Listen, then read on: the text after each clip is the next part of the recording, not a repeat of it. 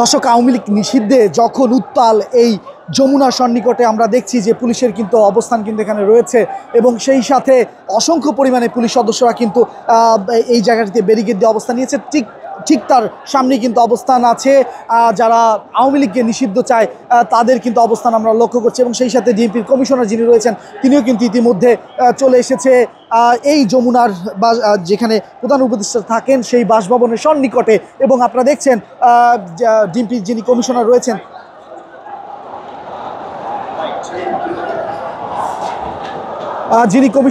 তিনি কিন্তু ইতিমধ্যে এই জায়গাটিতে যাতে করে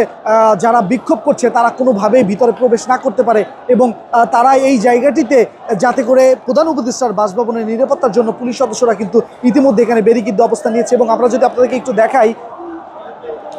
যে ঠিক এর বিপরীত পাশে কিন্তু আমরা দেখছি এই ইতিমধ্যে অসংখ্য পরিমাণে যারা বিক্ষোভ করছে তারা এই জায়গাটিতে অবস্থান নিয়েছে এবং অবস্থান নেওয়ার পরেই আমরা দেখতে পাচ্ছি যে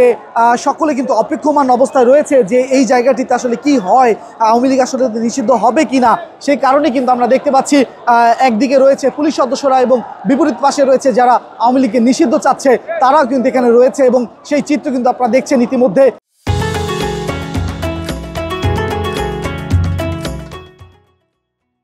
আমরা ঠিক এই শাহবাগ এবং যমুনার মাঝখানে মধ্যবর্তী যে জায়গাটি রয়েছে সেই জায়গাটিতে কিন্তু আমরা গণমাধ্যম কর্মীরা এবং পুলিশ সদস্য এবং সেই সাথে যারা আওয়ামী লীগকে নিষিদ্ধ চাচ্ছে সকলে উভয়ই কিন্তু এই জায়গাটিতে রয়েছে এবং ঠিক প্রধান উপদেষ্টার বাসভবনে যে বৈঠক চলছে সেই বৈঠক থেকে কি সিদ্ধান্ত আসলো, আওয়ামী লীগ নিষিদ্ধ হবে কি হবে না সেই প্রেক্ষিতে কিন্তু আমরা দেখতে পাচ্ছি এই জায়গাটিতে যারা শাহবাগে বিক্ষোভ করছিল তারা কিন্তু ইতিমধ্যে হোটেল ইন্টারকন্টিনেন্টালের সামনে এসে উপস্থিত হয়েছেন এবং আমরা দেখতে পাচ্ছি পুলিশ সদস্যরা কিন্তু ব্যারিকেড দিয়ে রয়েছেন যেহেতু এটি একটি রাষ্ট্রীয় সম্পদ। সেক্ষেত্রে আপনারা দেখছেন ইতিমধ্যে যে এই জায়গাটিতে পুলিশের অবস্থান এবং আমরা দেখতে পাচ্ছি যে পুলিশের যারা রয়েছেন তারা এই জায়গাটির নিরাপত্তার জন্য কিন্তু ইতিমধ্যে ব্যারিকেড দিয়ে অবস্থান নিয়েছে এবং যিনি ডিএমপির কমিশনার তিনিও কিন্তু ইতিমধ্যে এই জায়গাটিতে এসেছেন এবং আমরা যেমনটা দেখছি যে পুলিশের সামনে অবস্থান নিয়ে আছে যারা বিক্ষুব্ধ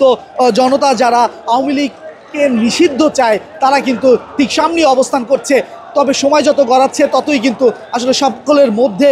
একটি উত্তেজনা বিরাজ করছে যে আওয়ামী লীগ নিষিদ্ধ হবে কি না। যদি নিষিদ্ধ হয় তবে কিন্তু তারা হয়তোবা উল্লাস করবে, আর যদি নিষিদ্ধ না হয় হয়তোবা তারা সামনের দিকে এগিয়ে আসবে। সে কারণেই হয়তোবা পুলিশের যারা সদস্যরা রয়েছেন তারা এই জায়গাটিতে অবস্থান নিয়ে ব্যারিকেড দিয়ে কিন্তু অবস্থান নিয়েছেন এবং সেই সাথে আপনারা দেখতে পাচ্ছেন যে প্রধান উপদেষ্টার বাসভবনে যাবার যে পথ রয়েছে প্রতিটি পথেই কিন্তু এভাবে আইনশৃঙ্খলা বাহিনীর যারা সদস্যরা রয়েছেন তারা এভাবে ব্যারিকেড দিয়ে কিন্তু অবস্থান নিয়ে দাঁড়িয়ে আছেন যাতে করে কোনো ধরনের যারা এখানে আন্দোলন করছে সেই আন্দোলনকারীরা প্রধান উপদেষ্টার বাসভবনের অভিমুখে ঢুকতে না পারে।